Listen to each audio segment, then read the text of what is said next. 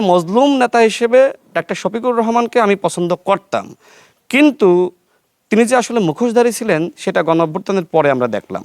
তিনি সর্বপ্রথম বাংলাদেশে আওয়ামী লীগকে সাধারণ ক্ষমা ঘোষণা করেছেন, অর্থাৎ গণঅভ্যুত্থানের সাথে সর্বপ্রথম বেইমানি করেছে ডাক্তার শফিকুর রহমান। সুতরাং এই শফিকুর রহমান সাহেবকে নিয়ে এখন কি বলবো, তিনি নাকি বিএনপির পতন ঘটিয়ে দিবে। ডাক্তার শফিকুর রহমান তো জীবিতই ছিলেন, তাই না? তো ডাক্তার শফিকুর রহমানের নেতৃত্বে মগবাজারের তালাটা পর্যন্ত খোলা যায়নি।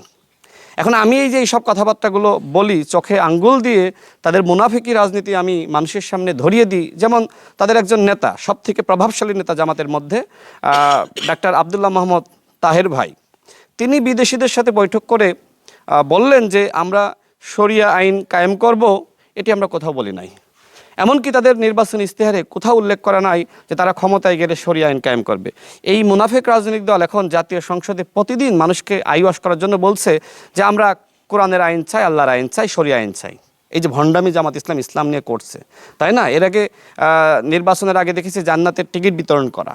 মানে কি করে নাই, মানে ক্ষমতায় আসার জন্য জামাত এমন কোনো অন্যায়, অপরাধ বা অপকর্ম বা মিথ্যাচার, ভণ্ডামি, মুনাফিকি বাকি ছিল না যে তারা করে নাই। কিন্তু এদেশের জনগণ তারা বুঝতে পেরেছে যে এই দেশের যতটুকু পরিবর্তন সেটা শহীদ প্রেসিডেন্ট জিয়া রহমানের হাত ধরে, এবং পরবর্তীতে দেশনেত্রী বেগম খালেদা জিয়ার হাত ধরে, এবং বর্তমানে বাংলাদেশে যদি পরিবর্তন হয় সেইটা হবে বর্তমান প্রধানমন্ত্রী জনাব তারেক রহমানের নেতৃত্বে।